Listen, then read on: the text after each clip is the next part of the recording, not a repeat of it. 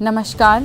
अक्सर हम लोगों से सुनते हैं कि जीवन का दूसरा नाम ही संघर्ष है और जाहिर सी बात है, यदि संघर्ष है तो तनाव भी होगा, काम का दबाव भी होगा, कभी खुशी होगी तो कभी गम भी होगा, तो कभी किसी बात का डर भी होगा।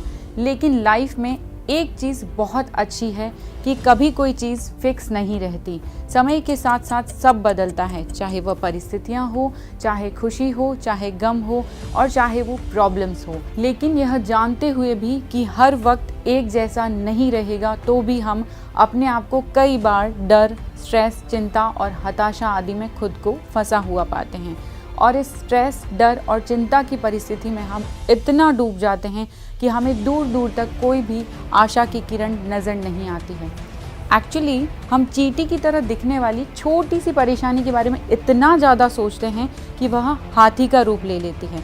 नेचुरल सी बात है, जब हम किसी प्रॉब्लम पर बहुत ज़्यादा सोचेंगे तो वह हम पर हावी होने लगती है और हम उस हताशा से अपना ध्यान हटा ही नहीं पाते हैं और उस प्रॉब्लम के आगे कुछ सोच भी नहीं पाते हैं। लेकिन ज़रा सोचिए, अगर आप किसी रेगिस्तान में फंस गए हैं तो उसे निकलने का उपाय क्या होगा?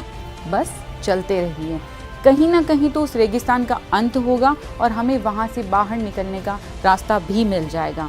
उसी प्रकार किसी नदी के बीच में जाकर अगर हम हाथ पैर नहीं चलाएंगे तो यह पक्का है कि हम डूब जाएंगे। ज़िंदगी का एक बहुत बड़ा सच यह है कि हमें बहुत बार ऐसा लगता है कि अब कुछ भी बाकी नहीं है, सब कुछ खत्म हो चुका है। उस परिस्थिति में अपने आप पर विश्वास करना है और हिम्मत के साथ डटे रहना है, क्योंकि परिस्थितियाँ और वक्त दोनों ही बदलते हैं। तो जाते जाते बस इतना ही कहना चाहूँगी कि एक कोशिश और कर, बैठ ना तू हार कर, विश्वास को दृढ़ बना, संकल्प को कृत बना। एक कोशिश और कर, बैठ ना तू हार कर।